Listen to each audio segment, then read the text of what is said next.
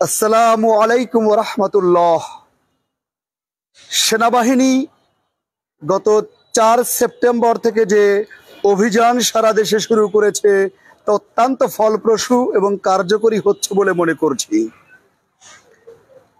5ই আগস্টের পর, স্বাধীনতা অর্জনের পর সারা বাংলাদেশটা বিভিন্ন ক্ষেত্রে যে অস্থিতিশীল অবস্থা তৈরি হয় এবং অস্থিতিশীল অবস্থা তৈরি করা হয়, সেই প্রেক্ষাপটকে নিয়ন্ত্রণে আনবার জন্য সেনাবাহিনীর এই অভিযান অত্যন্ত গুরুত্বপূর্ণ, অনস্বীকার্য বলে মনে করছি।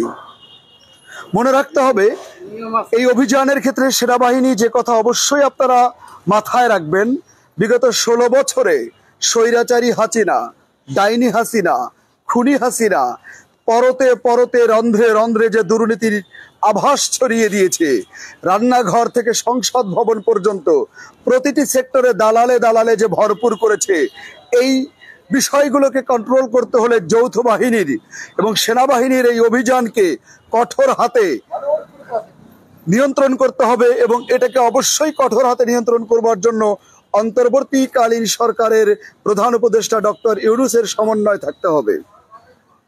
খুব ভালো লাগছে যখন দেখছি যে বিভিন্ন জায়গায় জমি দখলকারী, হল দখলকারী, বালু দখলকারী, নদী দখলকারী, বাজার ঘাট দখলকারী, সরকারি স্থাপনা অস্থাপনা দখলকারী, এই দখলকারীদেরকে ধরে ধরে পুকুরে চুবানো হচ্ছে। এই যে পেছনে পুকুর দেখুন, পুকুরে চুবানো হচ্ছে, তাদেরকে হামাগুড়ি দিয়ে হাঁটানো হচ্ছে, রৌদ্রের দিকে তাকিয়ে রাখা হচ্ছে, বিভিন্নভাবে তাদের যে শাস্তি নির্ধারণ করছে, এই শাস্তির মাত্রাটা এমন হোক যেন আর জীবনে কোনোদিন এই দখলদারিত্বের দিকে, এরা তো দূরের কথা, যারা দেখবে তারা যেন আর কোনোদিন সাহস না করে।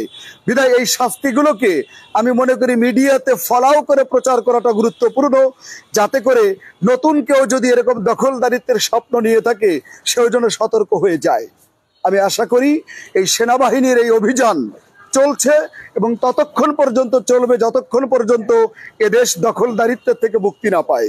এই দখলদারিত্ব সম্পদগুলোকে ফিরিয়ে আমার দেশের রাজস্ব খাতের উৎস, আয়ের উৎস হিসেবে জাতীয় কল্যাণে যদি ব্যবহার করা হয়, তাহলে দেশ উন্নতির শিখরে চলে যাবে ইনশাআল্লাহ। পাশাপাশি সেনাবাহিনীর প্রতি বিশেষ অনুরোধ রাখবো, যাদের কাছে অবৈধ অস্ত্র আছে এবং যারা বৈধভাবে লাইসেন্স করে ওই অস্ত্রগুলোকে নির্বিচারে ব্যবহার করছে, সেই সমস্ত বৈধ অস্ত্রের লাইসেন্স ক্যান্সেল করে অবৈধ অস্ত্রগুলোকে দ্রুত কবজায় নেওয়া এবং দেশকে অবৈধ অস্ত্র মুক্ত করা। দখলদারিত্ব, চাঁদাবাজির ক্ষেত্রে এই অস্ত্র ব্যাপক ভূমিকা রাখে। অবৈধ অস্ত্র মুক্ত করে দেশকে একটি শান্তির পথে নিয়ে যাওয়ার জন্য সেনাবাহিনীর এই প্রচেষ্টা অব্যাহত থাকুক। দেশ ভালো থাকুক, দেশের মানুষ ভালো থাকুক, দেশে শান্তি বিরাজ করুক, অশান্তি দূর হোক, সারাটা দেশ একটি পরিবারে নিয়ন্ত্রণে হোক এবং একটি পরিবার কেন্দ্রিক। দ্যাট মিনস বুঝাতে চাচ্ছি, পুরো দেশটাকে যেন একটি পরিবার মনে হয়। কোনো পরিবার কেন্দ্রিক রাজনীতি দেশ পরিচালনা করুক এটা বুঝাতে চাচ্ছি না, পুরো দেশ একটা পরিবারের মতো হবে, এমন একটি দেশ আমরা প্রত্যাশা করি। আসসালামু আলাইকুম ওয়া রাহমাতুল্লাহ।